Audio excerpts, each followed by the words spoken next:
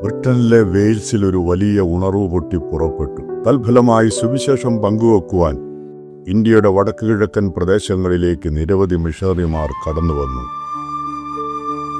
ആക്രമണകാരികളായിരുന്ന കിരാത ഗോത്രവർഗക്കാരുടെ ആവാസ കേന്ദ്രമായിരുന്നു അസം എന്നറിയപ്പെട്ടിരുന്ന ഈ പ്രദേശം. ചില മിഷണറിമാർ ആക്രമണകാരികളായിരുന്ന ഗാരോ വർഗക്കാരോട് സുവിശേഷം അറിയിക്കുവാൻ അവരുടെ ഇടയിലേക്ക് കടന്നു ചെന്നു. അസമിലെ ഘോരവനങ്ങൾ മിഷണറിമാർക്ക് വാസയോഗ്യമല്ലായിരുന്നെങ്കിലും അവരവിടെ ചെന്ന് സുവിശേഷം അറിയിച്ചു. നോക്സങ് എന്ന ഗാരോ വർഗക്കാരനും അവന്റെ കുടുംബവും യേശുവിനെ അനുഗമിക്കുവാൻ തീരുമാനിച്ചു.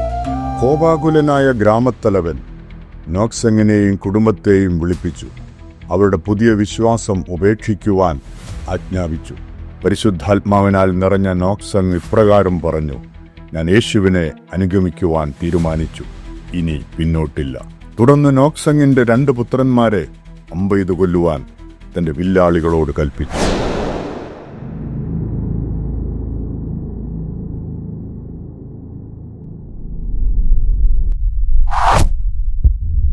അവന്റെ 2 പുത്രന്മാരും അവന്റെ മുന്നിൽ മരിച്ചു വീണു. വീണ്ടും ഗ്രാമത്തലവൻ നോക്സങ്ങിനോട് തന്റെ വിശ്വാസം ഉപേക്ഷിക്കുവാൻ പറഞ്ഞു, അല്ലെങ്കിൽ അവന്റെ ഭാര്യയെയും കൊല്ലുമെന്ന് ഭീഷണിപ്പെടുത്തി. നോക്സങ് ഇപ്രകാരം മറുപടി പറഞ്ഞു: എന്നോടൊപ്പം ആരുമില്ലെങ്കിലും ഞാൻ പിന്തിരിയുകയില്ല. ഗ്രാമത്തലവൻ കൂടുതൽ കോപാകുലനായി വില്ലാളികളെ കൊണ്ട് നോക്സങ്ങിന്റെ ഭാര്യയെ അമ്പെയ്തു കൊല്ലിച്ചു.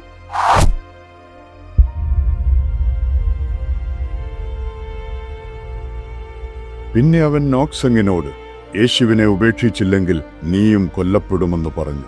നോക്സങ് ഇപ്രകാരം പറഞ്ഞു: ലോകമെന്റെ പിൻപിൽ, ക്രൂശന്റെ മുൻപിൽ ഇനി പിന്നോട്ടില്ല.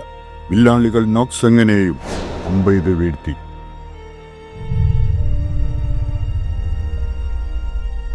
അദ്ദേഹവും മരിച്ചു.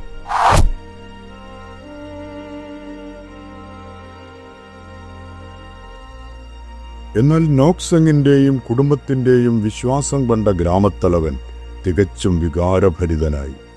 ഏതോ ദേശത്ത് ഏതോ കാലത്ത് ജീവിച്ചിരുന്ന ഒരാൾക്കു വേണ്ടിയാണ് ഈ മനുഷ്യനും കുടുംബവും മരിച്ചതെന്ന കാര്യം അയാളെ വളരെ ചിന്തിപ്പിച്ചു.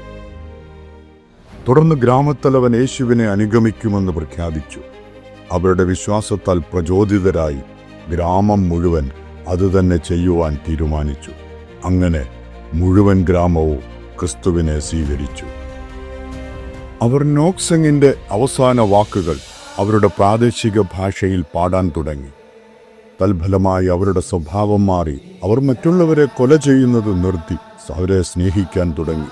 ഒരു കാലത്ത് ആരും പോകാൻ ഭയപ്പെട്ടിരുന്ന ആ സ്ഥലം ഇപ്പോൾ എല്ലാവരെയും ഊഷ്മളമായി സ്വാഗതം ചെയ്യുന്നു. ചില വർഷങ്ങൾക്ക് ശേഷം സാധു സുന്ദർ സിംഗ് എന്ന ഇന്ത്യൻ മിഷനറി നോക്സങ്ങിനെ കുറിച്ചും അദ്ദേഹത്തിന്റെ അവസാന വാക്കുകളെക്കുറിച്ചും അത് ആലപിച്ച ഗാരോ ഗോത്രത്തെയും കുറിച്ച് കേട്ടപ്പോൾ ഈ ഗാനത്തിന്റെ വരികൾ ഇംഗ്ലീഷിലേക്ക് വിവർത്തനം ചെയ്ത് സംഗീതം നൽകി.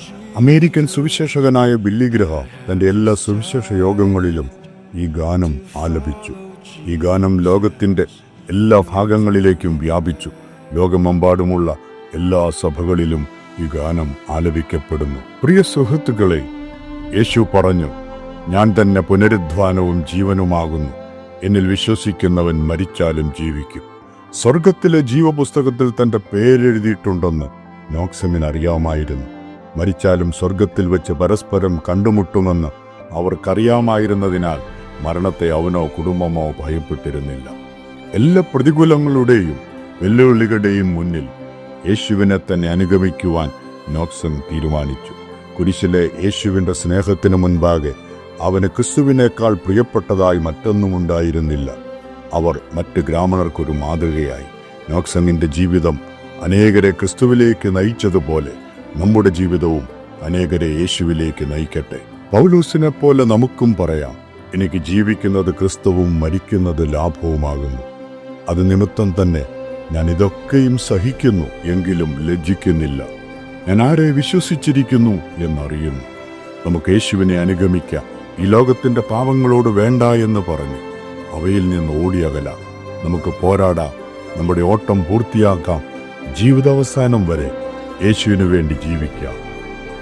ദൈവം നിങ്ങളെ അനുഗ്രഹിക്കട്ടെ.